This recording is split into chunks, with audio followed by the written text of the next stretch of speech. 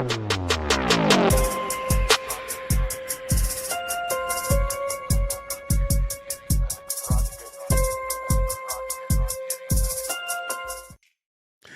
and peace, everybody. Good morning. We are back. You saw the thumbnail. You saw the title. You know what we're going to do. We're going to jump back in to, we're going back to Candyland, y'all. I know yesterday we had a great live stream. We had no candy, no candy references whatsoever. But I told y'all that I was going to come back this morning because I had a lot of stuff to get out of the traps. So the traps have been full, so let's get at it. I do want to ask you a question to get ourselves warmed up because it is kind of early on a Monday. The last Monday, is this the last Monday? Yeah, this is the last Monday of the year. Shout out to the last Monday. Okay, anybody who has kids in college, I need you to tap in. If you have kids in college, whether they're, they've already gone off to college, they've gone and graduated and moved on, whatever. I need to know this. When your kids come back from college to visit you at your home, do they do chores? Like, do they wash dishes? Do they, I don't know, cut the grass? Do they, chores? Do they do chores now that they're in college or they've left your home? They're visiting you. They're staying in your house. Do they do chores? Clean the kitchen, sweep the floor. I'm not saying they gotta go wash windows and probably don't need to go cut grass, but do they do chores still? Because we're really trying to figure this one out. We're just not, we seem to be coming to a loggerhead as it relates to, you need to do some dishes, chick. So I'm just wondering, is that common for your college age child when they come home to actually do chores, take out the garbage, walk the dog, whatever like that? Is that common? I'm new at this, and mine seems to be struggling pretty bad. 'Cause, I mean, it's not terrible. It's not terrible, but we need stuff done. Like, what's going on here? Like, what's happening? Clean your restroom when you get done. Clean your bathroom. Like, your sister does a pretty decent job at it, but you got to add to it. Like, anyway, that's my question. So if you are a parent of a college student, or you were a parent of a college student, when they came home, did they do chores? I'm telling you, we're trying to figure it out. We are trying to figure it out over here at Whitaker Park. I think we're doing okay, but that kitchen looked like a bomb went off in it this morning. Like, what in the world's going on here? Like, what's happening here? And why is there so many loads of clothes that need to be washed? This makes no sense. What's going on? Anyway, that was my question for the day. Feel free to jump in and tell me. Let me know what y'all think about it. My friends, let's talk about Candace. One of the things that I think it is starting to become abundantly clear. Turning Point USA and Candace had cut ties a long time ago. I'll even go as far to say that Charlie Kirk and Candace Owens had cut ties a long time ago. And one of the reasons I say this, and I'm going to show you some evidence to that point as well. I think they cut ties, and I feel comfortable saying they cut ties by the sheer volume of, we were best friends. He was my road dog. I was his David. We were aliens on time travelers. The amount of quote unquote proof that Candace was trying to put out there that she and Charlie Kirk were best friends. It just seems weird. It seems odd that you would put so much effort. If it were true, everybody would have known it.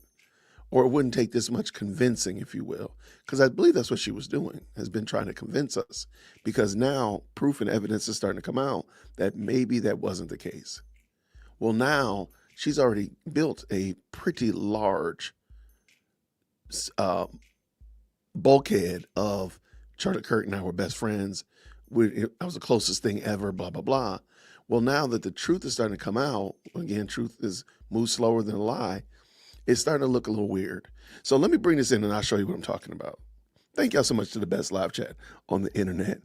What'd you say here? My son didn't until we had a junior in college. He really had grown up by that time. Okay. And you're right. There was no proof outside of the text messages, but nobody was showing her anything else So people started, I think the narrative started to take root that they were best friends and blah, blah, blah. And most people logical like yourself, hold on. Most people logical like yourself, Michelle, were like, hold on, wait. Why is that from 2018? You were asking the right questions. But a lot of people were just saying, oh, they were friends. She got a text message. Not, she has a text message from 2018, almost 7 years ago. And now she's showing it as if that's proof that they were best friends. And you heard me even say, like, well, show me some text messages from the last 24 months. Show me full context of your conversations in the, 2 weeks before he died, 3 weeks before he died, 2 months, 8 months, something. Show me something besides 6 years ago. Let me show you this clip real quick. And this is going around on the Twitter. The Twitter is going bananas about this. And what is it? It's a letter from the TPUSA Colorado University at Boulder campus. We are the chapter of Turning Point USA, and we stand by this statement. And I did check with Grok to make sure the statement was legitimate, and it is, as far as I know, is legitimate. Now, this is from February 21st, 2019. This is right around the time that she was fired from TPUSA, if I'm understanding it right, or she had been fired. Turning Point USA is free market, limited government, and fiscal responsibility. Turning Point USA is a freedom of speech, political activism, grassroots humility, and our incredible field program. It is a strong chapter and activists throughout this nation. The ones who receive backlash from school administrators have speakers uninvited or protested, have grades ruined for standing by our values, and our faces painted in the local media. But we do not care. We continue to fight back. Why? Because we know that what we say and what we believe is truth. And I'm sorry, it gets fuzzy the more you zoom in. Let me see if I can zoom in just a little bit more. Hopefully that's as good as it just gets fuzzy. I don't think it looks that good when you get to zoom in too much. Many activists and chapters have reached out to top employees and headquarters within the national organization about Candace Owens' role in Turning Point USA. We have yet to receive any substantive response. It is unfortunate that this is the manner that we've had to resort to, but we can no longer silently wait for things to change. We are chapters, presidents, and leaders of Turning Point USA, and we condemn the rhetoric and role of Candace Owens within our organization. It seems that controversy has always surrounded Candace Owens, and unfortunately, since her time as communications director, those controversies have been reflection of Turning Point USA. As the communications director, she should be further advocating for Turning Point USA's mission, not her own projects or platform. Let's just stop. That's something that we've noticed with Candace as well. Everything that she's been pushing as of late has been her own projects. Can I zoom in on that? Her own projects. Nothing, like what is the platform that she's trying to push on right now? Nothing. Just her project, something that she's about. Let's keep it going. We understand that as an individual, she has the right to express her own thoughts and opinions, though they don't always necessarily align with Turning Point's mission. However, when she is serving in the capacity and the role that she has, what she says can and will be interpreted by others as a reflection of Turning Point USA. Most recently, her comments about the failed art student and nationalism caused a stir. Was the video cut to make her look like a failed art student sympathizer or supporter? Yes. Do we believe Candace Owens supports the actions of the failed art student of Germany at home or abroad? No. But this case serves as the perfect demonstration of how simple messages she means to convey become controversial headlining news within a matter of minutes. Again, as the communications director, she must know how to communicate professionally and effectively. Understand that when she speaks, Turning Point USA is associated with those comments. That's an outstanding comment. I love that.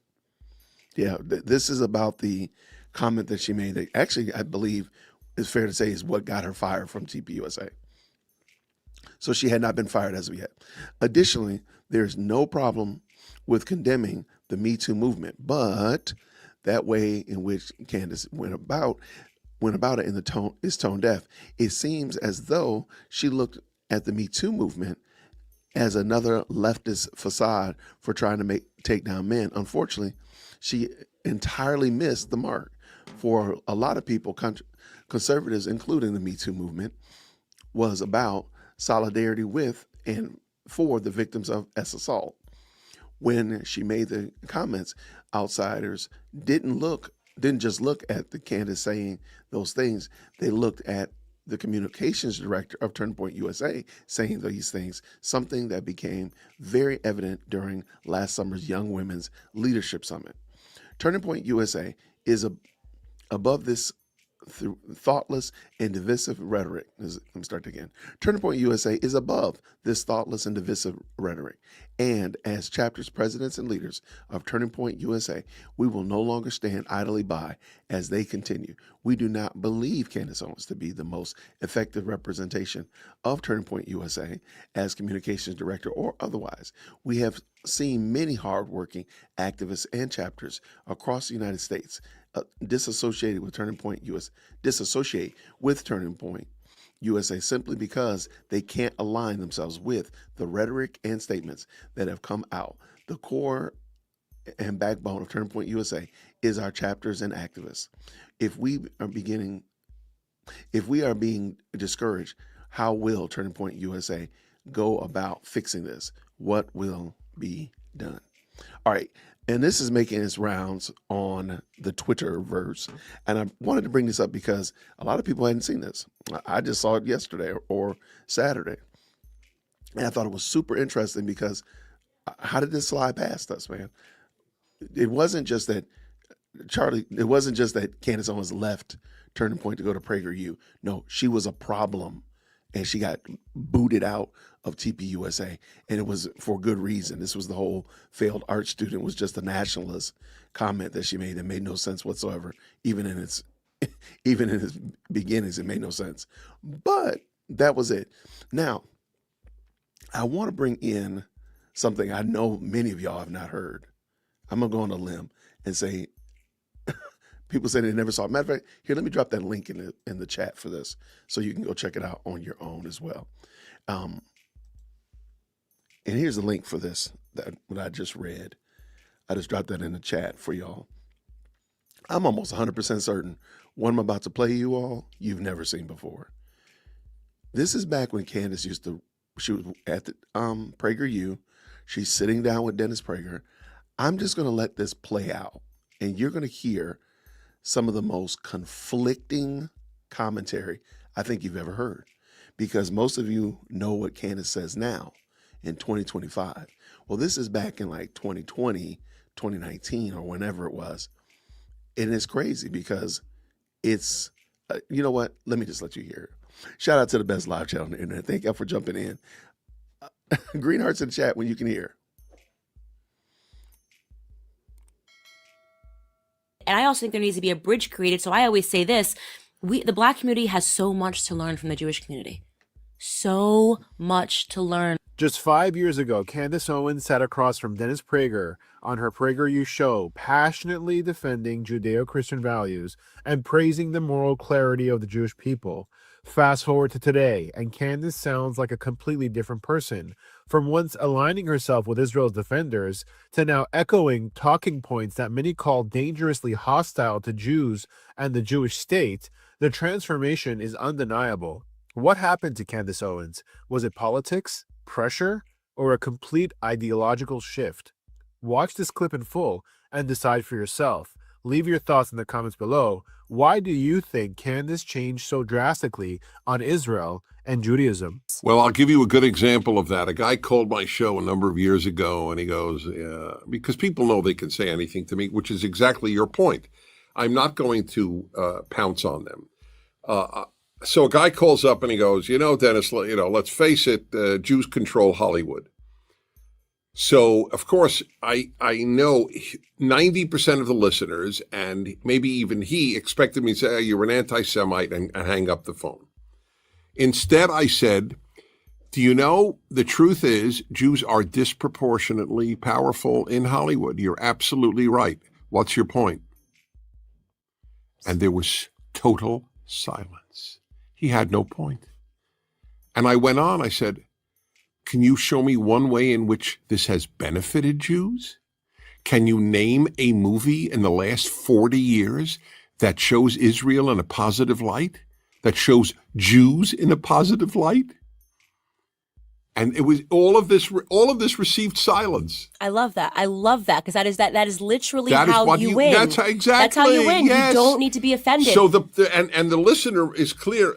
Well, this guy really doesn't have a point. He just wanted to attack Jews. But I didn't have to say that. And he wanted me to get. But it's very hard to upset. He wanted you to get upset because actually what you prove when you do get upset is that you can't answer the question and there's something there. So if you said, your question is anti-Semitic, and he's like, what's he hiding? What's he hiding? Why are they controlling Hollywood? The calm one wins. Yeah, the calm one always wins. And I've seen more and more appearances of people, and understandably, I mean, I've seen people on stage and they say, I think Candace needs to go back and watch this. I think she needs to go back and listen to the wisdom of Dennis Prager. He literally just told her why it is that she's getting shellacked on Twitter. Let me back up just a smidgen. Hold on, back up just a little taste.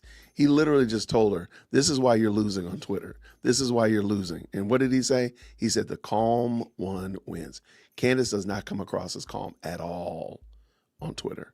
She sounds unhinged. Now, maybe she saves face when she's on camera, but if you just read her thoughts on Twitter, she does not sound like somebody that's in control.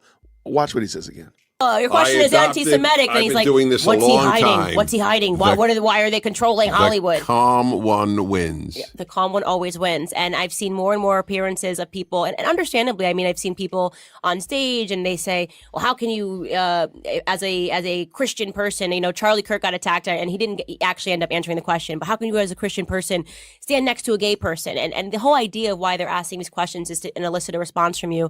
But the best way for us to win is for us to be able to answer the questions. That's so, right. Number one question that I get about Judaism or my stance on Judaism, which I always say I have not ever looked into the issue, so I'm not prepared to answer the question. I actually always say, ask Dennis Prager. Call his show and ask Dennis Prager. Is how could you possibly stand on the side of Israel having its own state? Doesn't that make you a Zionist? Doesn't that make you, Dennis, somebody who wants to see the Arabs in that region hurt? How could you possibly stand on that? Okay, listen to Dennis's answer, but it seems pretty weird hearing Candace make these claims and make these arguments because now she's almost completely 180'd on these same exact topics, which is totally wild. But listen to what Dennis says, which I think is masterful. Well, I actually have a PragerU video on that subject. We have a number on Israel. I ask people who attack Israel a question. There are 220 countries approximately in the world. There are, I believe, 52 Muslim countries. There are, I think, 24 or so Arab countries. There's one Jewish country the size of New Jersey. Why, of all these countries, have you isolated that one for attack? Because well, I mean, because it's really wrong what's happened to the Palestinians in that region. Right. That's why I'm isolating, because you guys are doing really bad stuff. That's why. Right. Okay. So there's room for 24 Arab states, but not one Jewish state, and only Jewish states have ever existed in the land called Palestine. And Palestine is a Roman name. It's not an Arab name. It was given by the Romans to blot out the name Judea, which was the original name of the area. So there have only been 3 independent states in that area in all of history. All 3 have been Jewish states. The first one destroyed in 586 BC, the second in 70 AD, and the third resurrected in 1948 AD. That's it. They've all been Jewish. There has never been a Palestine. There has never been any other independent state there. People wandered in and out. Arabs lived there. Jews lived there. Christians lived there. And that's what it is. You know what? It doesn't matter. It doesn't matter. It doesn't matter what the state's called, right? It's the Arab people, and they are suffering. And they were peaceful. It was a peaceful place until the Jews got there. Right. Well, it wasn't a peaceful place till the Jews got there. That's I'm just giving you the stuff. No, of course. I hear this stuff all the time. I deal with it all the time. It peaceful? Okay. Then I return to this. Okay. So I'm curious. In light of the fact that you're so worried about people's oppression in the founding of a country, why is Pakistan legitimate? I wrote a piece on this. Pakistan, millions of Hindus and Muslims were killed, millions, in the creation of Pakistan, which never existed in history, ripped out a Muslim state out of India. I didn't know that. Yes, in the same year, 1947. Israel was founded 48. This was founded in 47. Millions of refugees from both sides, cadaver trainloads of dead people shipped back and forth, Hindus to India, Muslims to Pakistan. Why is Pakistan legitimate? Far more suffering, far more rape, far more torture and murder. There is something wrong, morally wrong, about isolating Israel. I don't know a country that was founded in pure peace. It doesn't exist. But you have decided to pick on only Israel, the only Jewish state in the world. That is all of a sudden illegitimate. You know, I love why I love that you're saying this, and this is the reason why. So I actually gave my entire CPAC speech on not obviously I did not give my CPAC speech on Judaism or the Israel state, but I did it on slavery. And I said, why of all of the nations that have had slavery and that have slavery still today, that Wait, listen to this. Hold on. I'm gonna have to have my editor Jason is gonna have to slice this together. Listen to what she says about slavery. And y'all know what she says about slavery now, right? I'm going to have editor Jason merge these two together because this seems like the battle of two Candaces. Like, this is the craziest work. Listen to this. Hold on, let me get a running start. All right, watch this. But I did it on slavery. And I said, why of all of the nations that have had slavery and that have slavery still today that exist in Africa, right? I went into Ghana. I talked about all of the countries that still have slavery today. Why are you picking on America? Why have we isolated America? Wow, that's correct. And then I went in and my thesis was really, human history is complicated. It was brutish. It was ugly. It was short. People died. We know that, right? We have now moved into, this is the first time ever that we've moved into this period of morality. I mean, you could go back to talk about the tragedies that were suffered during World War II. I mean, people are still alive and have seen things that you'd be like, oh my gosh, you couldn't wrap your head around. But what I hate so much about the left is that they make it seem like it's only the West. Right? It's only matters when the West does it. That's right. And that's what they're really after. It's about demonizing the West, not helping the East. That has nothing to do with slavery. Was universal. The only serious question, if you're morally serious and the left is not, the only morally serious question is not who had slaves, it's who ended slavery. That's what I said in my CPAC speech. And you know who it happens to be? Gosh darn it, those white men. They were the ones that ended it first. Those white Westerners that we're supposed to hate. And to make it worse, white Christians. And that makes it so much worse. And I did that my whole speech. I went through every empire. I mean, I'm like, and I said, what I realized fundamentally, Dennis, is the left has no idea that the world existed before 1776. Everything starts and ends with America. Now before 1619, right. But I get your point. You know what I mean? Like, they want to go back to 1619, but like they have no idea. So when they start talking about what they did, it always starts at America, the United States of America. Everything that happened is relevant if it happened in America. Even if it's outside of America right now, it's irrelevant. It only matters within America. Right. Do they know that there were far more slaves enslaved by Muslims than by Christians? Arabs. The number one slavers of the world were the Arabs. It always has been, and they still are number one today. Hold on. I know. You spit your coffee out. I know. Take a second. Wipe your screen off. I know. Clean up the mess that you just made. You just spit your coffee out. Candace did just say the number one slavers of blacks were Muslims. The number one slavers were Muslims. I'm sorry. And slavers even today. I know you can't believe what she just said. I know you can't believe she said it. Let me back that up. So which Candace is it? I've already reached out to editor Jason, and editor Jason is going to merge those two comments together into a super clip. But let's do this again. Let me make sure. Please put down your coffee. I know it's early in the morning. Put down your coffee. Please do not be driving any equipment and no sharp objects, right? Okay, here it comes. Left has no idea that the world existed before 1776. Everything starts and ends with America. Now before 1619, right. but I get your point. You know what I mean? Yeah. Like, of course. they want to go back to 1619, but like they have Right. no idea. So when they start That's talking right. about what they did, it always starts at America, the United States of America. Everything that happened is relevant if it happened in America. Even if it's outside of America right now, it's irrelevant. It only matters within America. Right. Do they know that there were far more slaves enslaved by Muslims than by Christians? Arabs, the number one slavers correct. of the world were the Arabs. That's always right. has been, and they still are number one today. The word, I know Arabic. The word for slave in Arabic is the same word as the word for black. What is it? Abid. No way. Yes. I didn't know that. Wait, I have to write that down too. Abid. Yeah, this is where I do my research. That is so funny. So the word that means the word black, and it's the same word for slave. That's incredible. It's so sad, and it's so true, and it's so it just speaks even louder to what the left does in being able to convince people towards their own misery. Right? Explain to me how blacks. You get convinced. Left is a misery inducer. Is a misery inducer, and it makes you fight for your own misery. That's the uniqueness, and that's why, in a certain way, I almost have to respect the Machiavellian brilliancy, right, behind what they've been able to do. Right? They are able to not only make you miserable, but get you to fight for your misery. That's right. They got Black Americans to fight for their misery. And they get women to Hispanics. fight for their misery. Jewish people to fight for it, and they're able to do that. They got Jews to hate Israel. They did. It's incredible. It's incredible. It's incredible. I speak to them, I'm like, wow. I mean, and I'm sitting here arguing with them, trying to say, and I just ask questions. I'm not here to pretend to be an expert, but I know what you know. The world was always ugly, so why does it only matter? And it's only relevant when you go back in history. It's like, but Jewish people. I'm like, do you know what this world was? None of us are without sin. Actually, to think that is a godless position. It's a godless position to believe. As soon as you understand Western civilization, you realize there would be no Western civilization if it wasn't for Judeo-Christian values. Right, but the left doesn't care. And they don't care.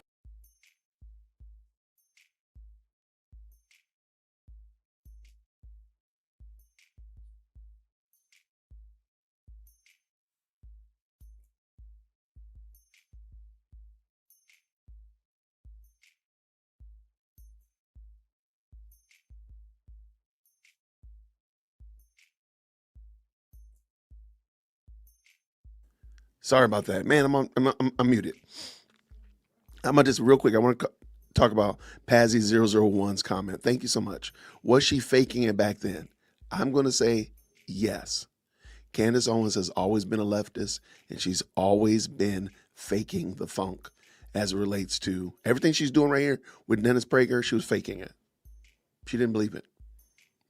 But she knew these are the hot button topics. These are the juicy bits that the right will jump on, that the right will devour and eat up. So she knows what to say because she's a leftist. She's heard it all before. So she's put it together and says, hey, I'm going to present it to them in a way that they will eat it up. And I'm not saying that there weren't true statements. I just don't believe that she truly believed it. I don't believe she believed it at all. And we know that because listen to how passionately she's saying this now. And then when we watch the clips later on, or I'll play the video later on, or you go back and watch the video of her talking about slavery and saying the Jews ran the slave trade, listen to her and ask yourself, which one is which? I think she's faking the funk here. I don't believe she really believed it at all. All right, let's keep this dance going. I'm going to back up just a little bit. Okay, let's go.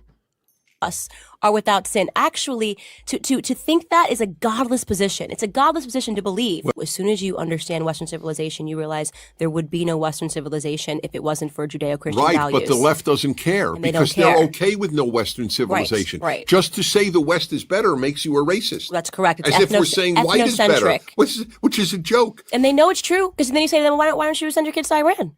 Why don't you, you've been fighting a lot for the Arabs. Why don't you just consider raising your children in an Arab nation? Right. Oh, no, I don't. Well, why? Right. Because you Where know will you be treated that better the West as a woman? is better. Because Where? you know it. Right. It never is. Like you just said about Pakistan. How Pakistan was founded proves that it's not the issue of what's going on in the Israel-Palestinian. Tibet? I mean, that's one of the most ancient nations on earth, and the Chinese have wrecked it destroyed it, ruined it, sinified it. And where are the demonstrations on that one? Well, they're not. If the Chinese people were white, there would be plenty. Oh, or Jewish. Or Yes, Jewish. There that's would be. correct. Well, you forgot. Yes. Jewish is white now. It's just skin color. Well, except the joke is half of Israel's Jews are not white. I know, and that's the truth. And so I think I want to wrap this by saying that it is so important for people to understand history, world history, and to really rely upon people that are older to tell you what the world was like, even when they were living it. Because as we see that we have the left that is treading towards trying to make us believe that everybody is a victim and they've only been victimized by one type of individual, that being a white, Jewish and white male, and a religious person. It couldn't be further from the truth. And all you have to do is look back at human history to understand how countries became countries, what happened before 1776, to debunk every single thing, every single factoid, non-factoid that the left gives you can be permanently destroyed if you understand world history. There needs to be, and I also think there needs to be a bridge created. So I always say this, the Black community has so much to learn from the Jewish community. So much to learn from the Jewish community. You know what Israel means? Right? God chooses a people called Israel in the Bible. Know what it means? It says it there. Nobody knows this. It says it means to struggle with God. To struggle with A Muslim woman called my radio show once and she said, you know, I know you studied Arabic. I know you studied the Quran. So I'm very curious. Why aren't you a Muslim? And I said, thank you for the call. I'm honored that you would even want to know the answer. But I have an answer for you. Here is my answer, my short answer. Islam in Arabic means submit. It does. Submit to God. Israel in Hebrew means struggle with God. I rather struggle with God than submit to God. And she said, thank you. Wow. Because she realized that's right. He's right. I submit. He struggles. You are such a sage. You're an absolute sage. Well, thank you. Yeah, you are. It's 2025. America's debt is over 37 trillion, and the dollar. Sorry about that. There was a commercial at the end of it. I thought I cut it out. My bad. Anyway, but isn't that wild to hear Candace literally refuting what Candace believes now in 2025, going into 2026? That is some nasty work. So I'm probably going to put all that together. And it's crazy that to hear her on Dennis's show espousing and standing pretty solidly, making decent points rather, on topics that now she totally disagrees with. And that's crazy work. Like, what would cause her to shift from, and back to my point about Candace has always been a leftist. Like, if she held these beliefs so strongly, why would she change her mind and now flip and say that Jews were the ones that were slaving, not Muslims? Like, where do you get that from? How do you make, what changed your mind like that to move like, I mean, that's a true 180. I mean, for real. What changed her mind? I think it's the fact that her mind was never changed in the first place. She's always believed. What she was arguing about leftists was actually her viewpoints. And if you are, I don't think anybody has ever said that Candace was not a good debater. And if you've ever studied debate, if you've ever studied law, you know that you have to be able to argue both sides of the case. You actually have to be able to argue against yourself, right? And you have to be able to find the weak spots in your own argumentation by arguing against your argument, the argument that you hold on to. I just think Candace has been arguing against her own viewpoint for the longest, but she never changed her mind. She never was converted. She didn't believe this. She's always believed this. She just was arguing against it as if she was studying or practicing for debate or preparing to give a legal defense. That was it. What do you think? Tell me if you think I'm crazy. What we got here?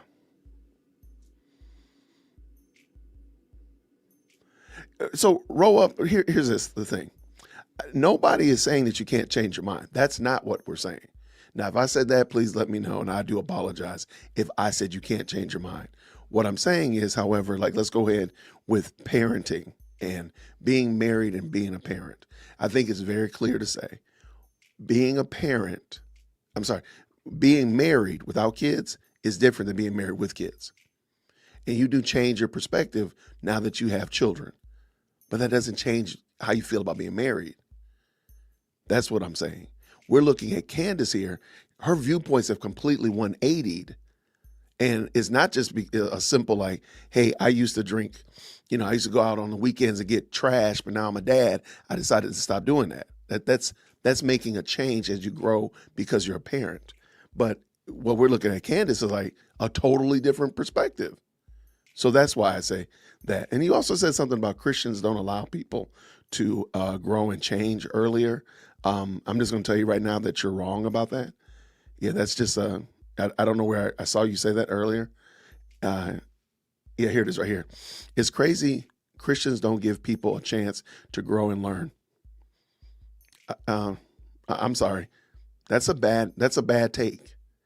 That's an ignorant take. And I'll say that with my whole chest. That's ignorant. And if you so desire, I'll just do this. I'll even do this today because I'm feeling I got time today. I'm gonna drop the link. And Ro, if you want to jump on and show me, tell me, explain to me how I, as a Christian, don't allow people to grow and change. My name is Jason. I will gladly have you come on. All I ask is that you have your camera on. We don't use profanity and that we stay on topic. I'm leaving the link there for you. Because that comment right there is beyond the pale. So if you mistyped it or whatever like that, then please let me know. And I'll gladly, but I'm sorry, that's a dumb comment. Charlie's opinions on Jews changed too because he experienced them firsthand, just like Candace. Okay, so what? My name is Jason. I don't care about Charlie's opinions on Jews. At this point, we got to stop. We can move on from that. Actually, many Christians are criticizing Nicki Minaj for her journey, but guess what? I am not. My name is Jason. I would love, you can tell me how I am wrong in my position on Nicki Minaj. I will absolutely listen to you. I've done probably 3 videos on the topic and given my perspective on what I think about Nicki Minaj and her movement. So please, you're welcome. And you're welcome to correct me if I'm wrong. I'm willing to listen. Now, before we finish up here real quick, Candace, somebody else looked at something Candace said recently. And this was like that last 2 episodes before she went on the break, but didn't tell you that she was going on break, right? Candace showed a book called the Talmud Jew or the Jewish Talmud or something like that. It was an interesting book. Well, some people started doing some digging and searching and all that kind of stuff about the actual book. Because apparently, I guess, she was trying to say that Ben Shapiro is a Talmudic Jew, and apparently that's really bad, based upon this book that she showed and told everybody they need to read it. Well, somebody pulled it up, and it's interesting. So let's bring it in. Let's go. I've learned what's in that Talmud, and I encourage Green other hearts in people the chat at when you home can hear. to learn what is in that Talmud. Let's just look at the book she's just picked up. The first thing to note is it's called The Talmudic Jew. It's actually an English translation. The original was written in German in 1871 by an anti-Semitic writer called August Rohling. It was called Der Talmud Jew.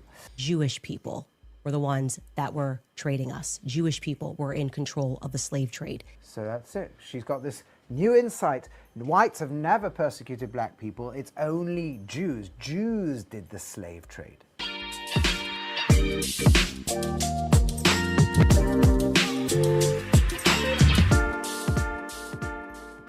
Hi everyone, welcome back to another episode of Rabbi Ro Reacts. Today, by popular demand, I'm going to be going through Candace Owens. I have tried to stay clear of her, but she came up with a big polemic against the Talmud and against claiming Jews are responsible for slavery. She's offended by, I think most of you know the background, by Ben Shapiro, and she decided not to attack Ben Shapiro, but hit him as a Talmudic Jew. Please do remember, if you're liking this content, to like, to subscribe, and to click on the notification button so that you can get notified as content comes through. Let's go over to Candace. Ben Shapiro and the midget horse that you rode in on. And I say that on behalf of the world. I know you're going to get applauded by Konstantin Kisin and Andrew Christ is King Clavin and all of the people, the men who have to keep applauding what you do like you're a 4-year-old to make you feel good. But the rest of the world can't stand you. You're obnoxious. You have absolutely no values that exist outside of the Talmud. You describe yourself as a Talmudic Jew, and I've learned what's in that Talmud, and I encourage other people at home to learn what is in that Talmud. Now, the Talmud, for those who don't know, is a compendium of about 5 centuries of rabbinic discussions, debates, and teachings about how to apply biblical law into every area of our life. So Candace has learned what's in the Talmud. Now I'm going to go through each of the claims she's going to make. She's going to rattle off a whole bunch of them.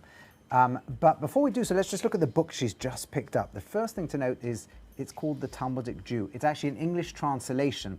The original was written in German in 1871 by an anti-Semitic writer called August Rohling. It was called Der Talmud Jew.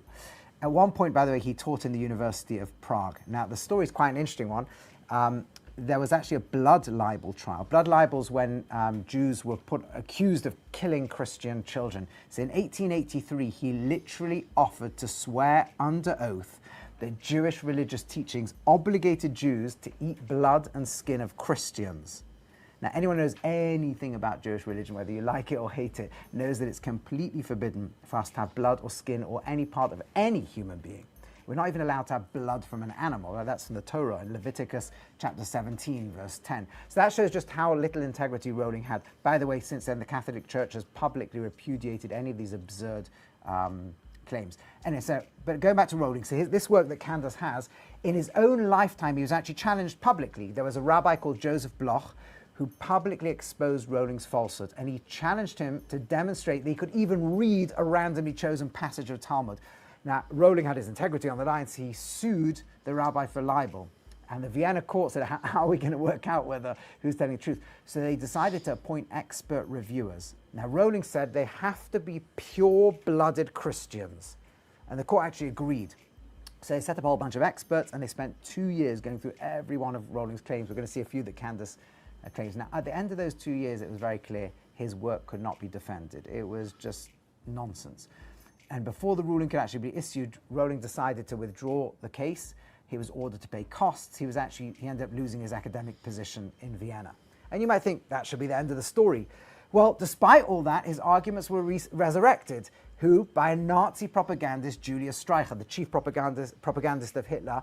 And they've now circulated widely since then amongst neo-Nazis. And these so-called Talmudic quotes, you can find them all over social media. They're very, very popular with anyone who hates Jews, hates Judaism, hates Israel, or any combination of those. Okay, so now that we know this bogus source book, let's go into the actual claims that she's extracted from Rohling. That you know what Ben thinks of you, because he doesn't just hate me, he hates you too, white men. He hates all black people, okay? Well, actually, the Talmud tells us to respect every human being. In Pirkei Avos 3:14, it says, "Beloved is every human being, for they are all created in the image of God." The same work in chapter 1:12 says, "Be like the students of Aaron," who is the brother of Moses, "love peace, pursue peace, love all of God's creations, and draw them closer to Torah." Notice, it didn't say Jews. We're meant to love every human, draw them close. Those who are Jewish should keep all the 613 laws of the Torah. Those who are not Jewish, draw them close to the 7 Noahide laws, the basis of ethical monotheism in all its different forms. But either way, we're meant to love everybody, all humans. Elsewhere, you have teachings that every Jew and non-Jew who are righteous can get a place in the world to come. Okay, so the idea we're meant to hate people, God forbid, is complete nonsense. But let's keep going and look at more claims she makes. If he's following the rules of the Talmud, I mean, when I say hates, they think that we're animals, that they have a right to own us, that they have a right to make us worship them, that they have a right to lie to us, that they have a right to sue us and take everything that we have, that they have a right to deceive us. Okay, so let's go through some of these. She starts by saying Jews think that that we're animals. That actually comes straight out of Rohling. That claim actually doesn't come from the Talmud. Not just from Rohling. I'll tell you where Rohling actually got it from. An earlier anti-Talmudic polemic was written in 1700 by a guy called Johann Eisenmenger. I'll tell you what the Talmud's discussing there and what he inserts into it. The source is Bava Metzia 114. The Talmud is talking about a technical legal question. Is a non-Jewish corpse subject to the laws of ritual impurity?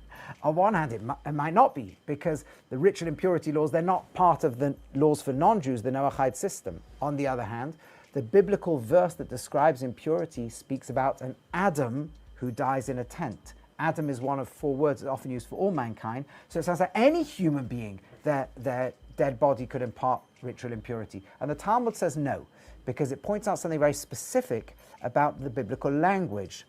In Ezekiel 34:31, God speaks to Israel and says, "You are my flock, the flock of my pasture. You are Adam." So what the Talmud literally says there in Bava Metzia is based on the verse in Ezekiel. You see that it can be cases where you're called Adam, meaning Israel, and it doesn't refer to other non-Jews in the world. Now Eisenmenger adds in words and goes, no, because the non-Jews are all animals, and that's what Rowling copied. Now it happens to be the Bible has 4 words for being human: Ish, Enosh, Gever, and Adam. Now the first 3 always refer to all people, Jewish and non-Jewish, which proves to you that the Jewish view, biblical and Talmudic, is that all human beings are not animals. The word Adam sometimes means all of humanity, and sometimes, as in Ezekiel, it refers specifically to the covenantal identity of Israel. And the opinion of that rabbi in the Talmud over there, therefore, is that non-Jewish corpses don't become ritually impure. Not because they're not human, but because the verse uses Adam in the covenantal sense. In fact, the Talmud in Chagiga 16a says there's different things said about human beings. We've got 3, all humans, Jewish and non-Jewish, have 3 areas in which we're like angels and 3 areas in which we're like animals. All humans, Jewish and non-Jewish, have biological functions like animals. And all humans, Jewish and non-Jewish, have intelligence, speech, and an ability to say holy things that makes us all like angels. August Rowling, who couldn't properly read or understand the Talmud, copied Eisenmenger's distortion, and that's how the error is being repeated word for word by Candace Owens. Next, she claims Jews can own non-Jews. What that actually means is the Torah did not abolish servitude. A Jew could own a non-Jewish servant, but conversely, a non-Jew could own a Jewish servant. That law applies symmetrically. Then she said, we can lie, cheat, or take anything from non-Jews. In fact, the Talmud, Bava Kama 113, explicitly says it's biblically forbidden to steal from anyone, Jew or non-Jew, even from an idolater who rejects all laws and everything. The Talmud actually proves it from a biblical law about that very case where a non-Jew owns a Jewish servant. In Leviticus 25:48, it says after the Jew has been sold as a slave to an idolater, they have to be redeemed. And what the Talmud understands is that means you have to pay the full price. If you could try and cheat a bit and get them, redeem them for less, you're not allowed to. And that's where the Talmud proves that the prohibition against stealing doesn't just apply to law-abiding Jews and non-Jews, but even people who reject all laws. Elsewhere in the Talmud, in Chulin 94a, it says it's forbidden to deceive anyone, even an idolatrous Gentile. So all this stuff she's saying is exactly the opposite of the Talmudic teachings. According to the Talmud, we're meant to love everybody and respect everybody. According to the Talmud, every life is precious to God. According to the Talmud, you cannot cheat, you cannot steal, you cannot lie. Doesn't matter if the other person accepts the law, accepts moral principles, or rejects them all. And according to the Talmud, everybody, Jew or non-Jew, has aspects that are biological animal and aspects that make us angelic. And that's how we're meant to look at each person in the image of God. Now, apart from her quoting August Rowling and therefore completely distorting the Talmud, and by the way, I've got a lot more videos on many of these popular quotes that go all around the internet today of people quoting the Talmud. Either they're misquotes or sometimes they're lines completely out of context. I'll put them hopefully in the write-up below so you can click on and see some of them for yourself. But let's go to the next thing Candace says, because she's now got this next wild accusation against Jews. And to people that are at home, I implore you to wake up to these people who believe that they are contract lords. I challenge Black Americans to wake up to your true history, because your quarrel is not with white men, okay? Wake up to who publishes these books and keeps us warring with one another.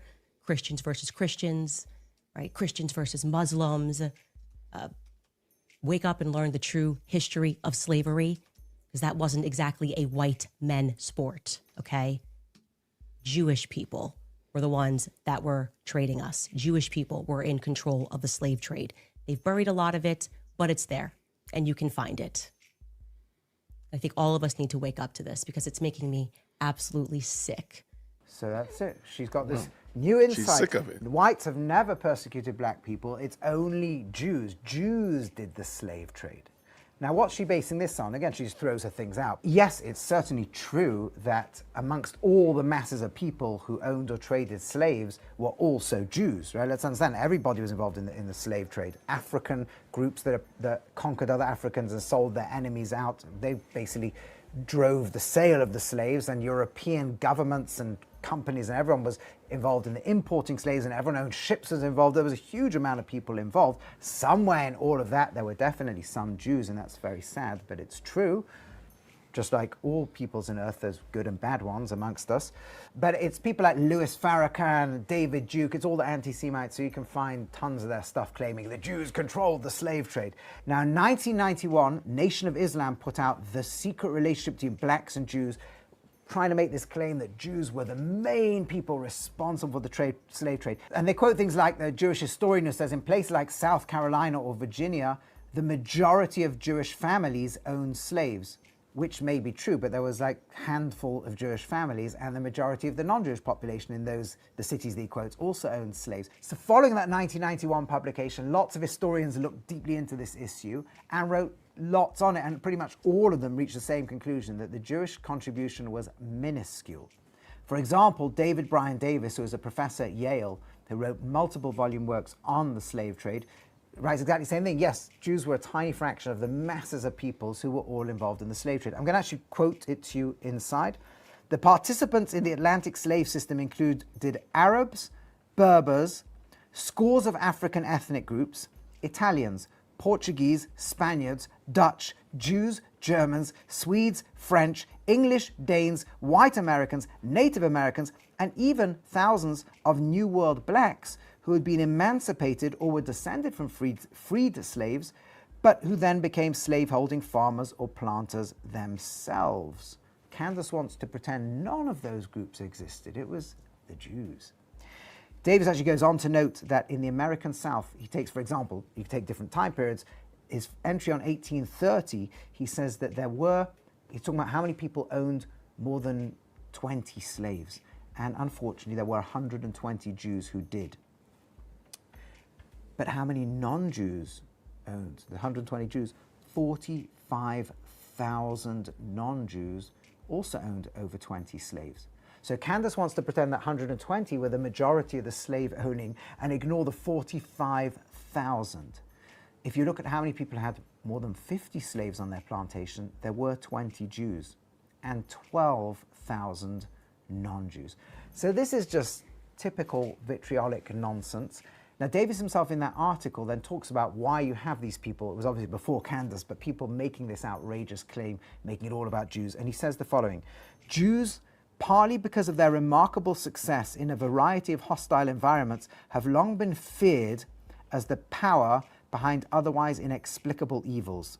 For many centuries, they were the only non-Christian minority in nations dedicated to Christianization, and thus the salvation of the world.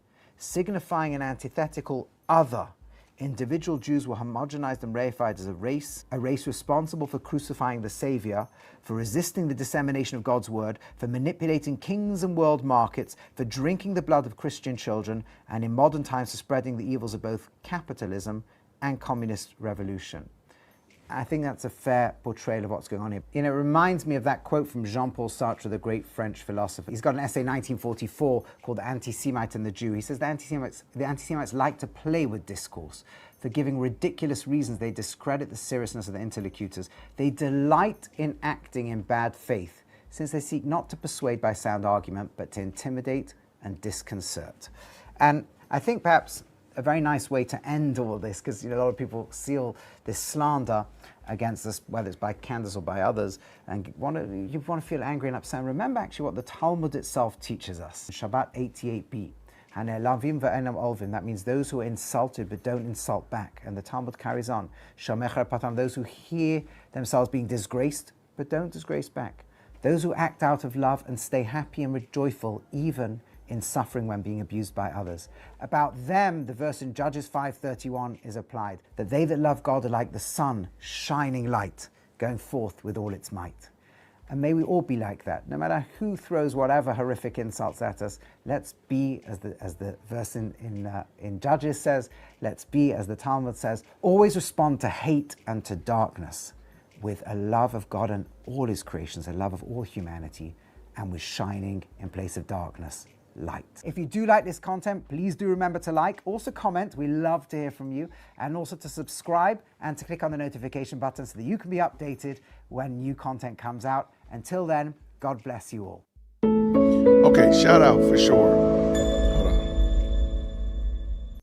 There we go. Shout out for sure.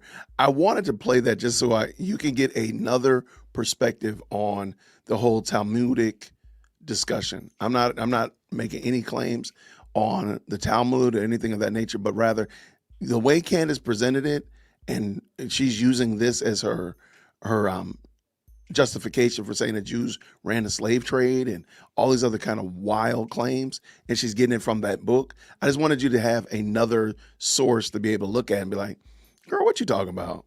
All right, we're gonna finish this up. We haven't checked in on our boy Nathan from Milk Bar in a minute. So I'm gonna pull up Nathan from Milk Bar. He did a great job of comparing Candace's most recent rhetoric, and I just wanted to let y'all see this. I thought it would be fun. Definitely make sure the mods can make sure we drop Milk Bar TV's link in the chat. Love for you to go support what he's doing on Twitter as well as on YouTube. Let's bring it in with no about further his ado. burial. How come we haven't seen anything about his burial? We saw so much and then we saw nothing. And the reason that's like a big hush-hush secret is because Charlie had a Catholic funeral mass and he is buried in a Catholic cemetery. But pre the meeting with Erica, you repeatedly questioned why we weren't being told where Charlie Kirk is buried, or even if he has been buried yet. Did you get those answers? You have the wrong commentator who questioned that. I think that was Milo Yiannopoulos. You've never asked where Charlie's buried? Nope. Yeah, but if this were on the left and somebody were accusing Charlie Kirk of his wife having murdered him, I assume that you would be talking about it. Is that what Candace is accusing Erica of? Yes.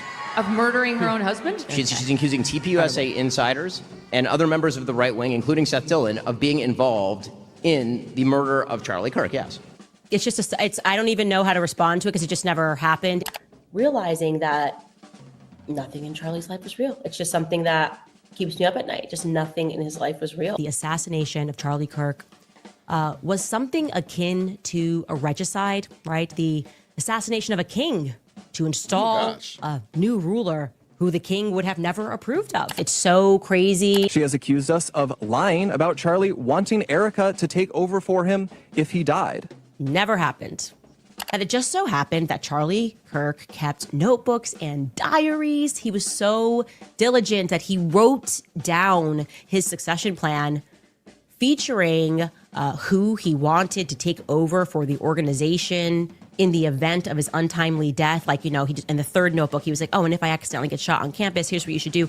Call Erica. And then after you call Erica, come find this notebook. And if during this process of our imagination, common sense comes on and we're like, oh, but wait, Charlie, wasn't he like a boy genius? He's a pretty bright kid. Wouldn't he have maybe formalized that succession plan outside of like a diary? But no, he wanted to put it in these notebooks.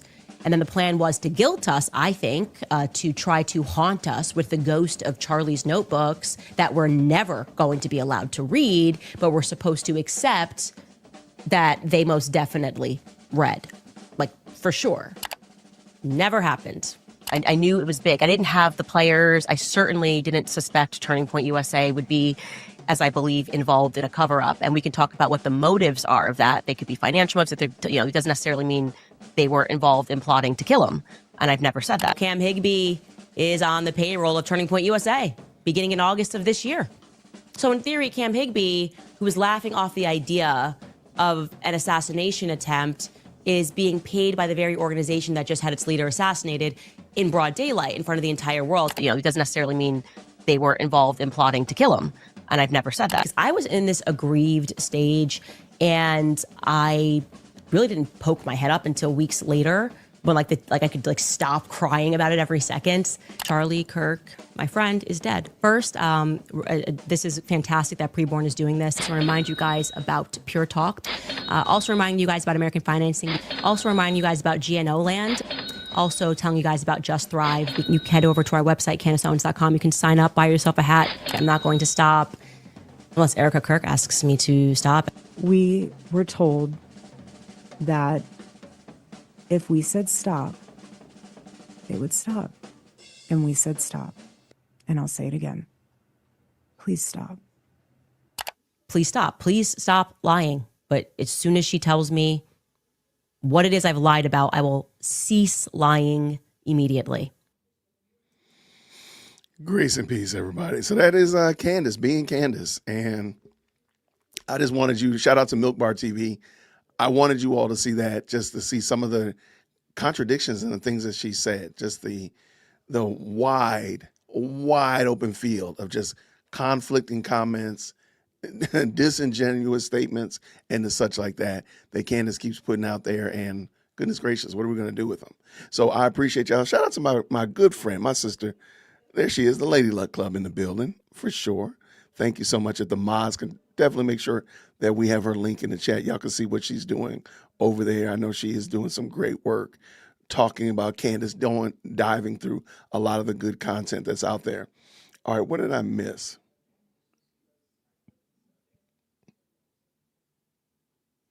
All right, I'm just looking through. I hope I didn't miss anything. I don't think I did. Lots of good family reunion. Y'all make sure you say what's up to your peeps, all that kind of good stuff. Once you jump into the best live chat on the internet, make sure you do that. I'm going to let you know real quick, since y'all are here. Tomorrow, Tuesday, I'm going to be having Frank from a Nigerian perspective. He actually lives in Nigeria. He is a Christian, and he has spoken vehemently. He's spoken great lengths about what's going on in the country of Nigeria. And of course, we'll be talking about the Christmas gift that keeps on giving from Donald Trump, those ISIS strikes that happened just a couple of days ago. So tomorrow at 9:30 in the morning, we're going to be having that discussion. So about this time tomorrow morning. And then tomorrow evening, my gosh, at 7 o'clock, I'm going to have Hatun Tash on. She's the young woman who lives in the UK, who with boldness and confidence goes to Speaker's Square and debates Muslim apologists in the open. And she's a female. She is a pistol. She has a great passion for the people of the UK, for the body of Christ, and to see Islam not spread any further in the West. Well, she's going to be on tomorrow evening at 7 o'clock. We're going to have a great conversation. I want to talk to her about what does she see going on in the UK, and what is her warning to the US, as we've been kind of playing patty cake and footsie with Islam. And slowly but surely, we're losing cities. And one day, regretfully, we'll probably lose a state to Islam. And that's going to be a horrible thing to have. So anyway, we'll be talking about that tomorrow. So tomorrow we got a jam-packed day full of some great interviews. So please stop through and let me know what you think about it. I'll make sure I put a community post up to remind you, as well as the links are already up for those on my channel as well. So it's going to be a lot. Lots of good stuff tomorrow. So I'm really hoping that y'all will enjoy it. Yeah, she is Hatun. I know what you mean. I know you misspelled it. It's okay. Is awesome, brave, fearless, beyond belief. I loved talking to her. Our first conversation was very encouraging, and only to have her, I feel like she's gotten more encouraging the second time I talked to her. So I'm looking forward to you all hearing from her on tomorrow. And the same thing, let me say, Frank from Nigeria, wonderful, wonderful commentary, because he lives in the country that we're talking about, where Christians are being executed. He lives there, like in real time, in 4K. So I think this will be a great conversation. So hopefully we'll all have some good things to talk about. You'll see both of them on tomorrow, my good folk. Yeah, she keeps going. Like, she's been assaulted and she does not stop. I mean, that is something to, again, sometimes we might need to, sometimes we might need a little kick in the pants, and she definitely is one to do that. So shout out for sure. I appreciate y'all, every last one of y'all. Thank y'all to the 600 plus that jumped into the best live chat. Make sure you hit the like button. Help your boy out. Just making sure I got everything good. All right. Y'all do me a favor. All right. It is 7 o'clock Eastern Standard Time. That is correct. Thank you so much. The link, let me double check, make sure I did put that up, because I know in my mind I put it up, but y'all know sometimes your boy. I just read, somebody told me they didn't like that I wear hoodies. Y'all, come on, man. Find something else to complain about. Somebody said they don't like that your boy wear hoodies. That means I'm going to have to go get 5 more. Every time somebody says they don't like a hoodie, I wear another one.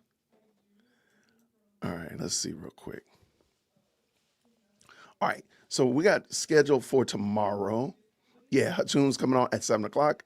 And I need to put up, Frank's is not up here yet. I'll do that real quick. So yeah, tomorrow, 7 p.m. Eastern Standard Time. And then I got Frank coming on at 9:30 in the morning. So this time tomorrow morning. And that'll be good. So make sure you have some good questions, all that kind of good stuff like that. And it's coming. Oh, by the way, I had to work. Somebody called in, an assassin called in to work sick. So I had to put on my maroon hoodie and go do a little bit of work this morning. That's why I got my maroon hoodie on. I know I told you I was on PTO, but somebody needed me to cover for them. So I took care of a couple things this morning. It's so ridiculous, man. It's so ridiculous. I don't know. Somebody just told. I literally just read a post. They said they don't like my hoodies. They literally just read it. Hold on. We're gonna make an adjunct Dusty comment. Hold on. Because I just read it. I'm like, wait, are you for real? Don't you know? I love hoodies. Do y'all hear my kids talking like this? They are so loud. But they're happy. You know what? They're happy. So I'm good with that. All right, where'd he go? Oh, for the love. He literally called me the Green Grim Reaper. I don't know why people, man. Don't y'all know, man? Okay, here it is. Okay, let me find the actual video, and I'll pull it up. We'll read it together real quick and get out of here. I'm like, why are you reading this comment so late and commenting like that?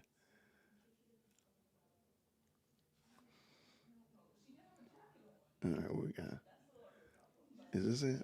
Here it is right here, I think.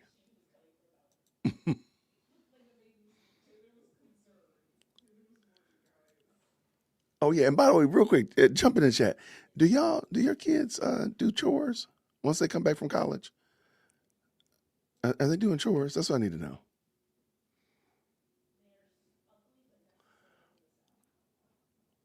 Wait, I got the comment here. Why can't I find it online?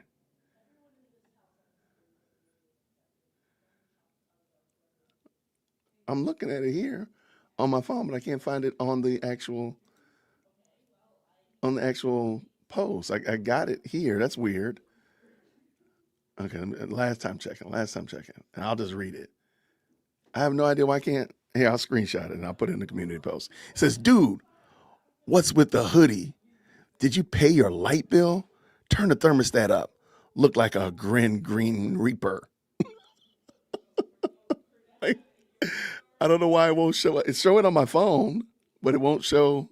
It's showing here, but it won't show up in here. I don't know why. Sometimes YouTube is like that, but anyway, it's too early in the morning. Maybe YouTube needs some coffee. I don't know why it's doing this. This is crazy. Oh, let me see something. And now I hear my wife, man, my whole family's in the kitchen. They love hanging out in the kitchen being loud. I don't know why. Oh, I think I found it. Hold on, y'all. I think I found it. Sorry about that. Y'all, shout out to the best live chat on the internet. Oh, yeah, okay, because I actually have the green hoodie on here. All right, find the newest comment. Okay, there it is. Okay, here it is. Okay, I don't think the person's being mean. But I've had people say this before. All right, let me pull it in so y'all can see it. I think I was looking. I think I have two videos that have the very similar thumbnails. I think that's why. All right. I don't think the person's being mean. Now that I read it again, I think the person is trying to be, I don't know. I think they're trying to be coy. I don't get it. Dude, what's with the hoodie? Did you pay your light bill? Turn the thermostat up. Looking like a green grim reaper. Dude, I love hoodies, man. Dude, I love hoodies. I do love hoodies.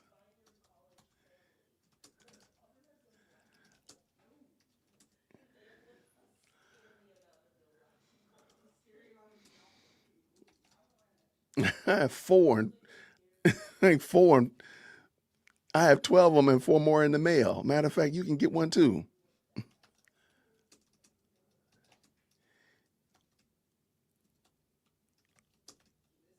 And I'm going to drop my link to my store on there. Look, how about that?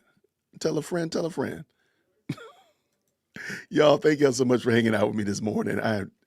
I know y'all are like, look, man, this show has lost all semblance of logic. I appreciate y'all so much for hanging out with me. Thank y'all so much, everybody who hung out with us last night. Thank y'all so much for subscribing, helping me get closer to my 100,000 subscribers. I will definitely be reporting back once I go to Costco. Y'all told me last night I need to go to Costco. Y'all were crazy, man. All right, what we got? Everybody, thank y'all so much for hanging in there with me. I appreciate it. The plan, let me see. I don't think we're doing another show today. I don't think Candace is, I think Candace is on vacation. She just didn't tell anybody, which I don't understand why she does that.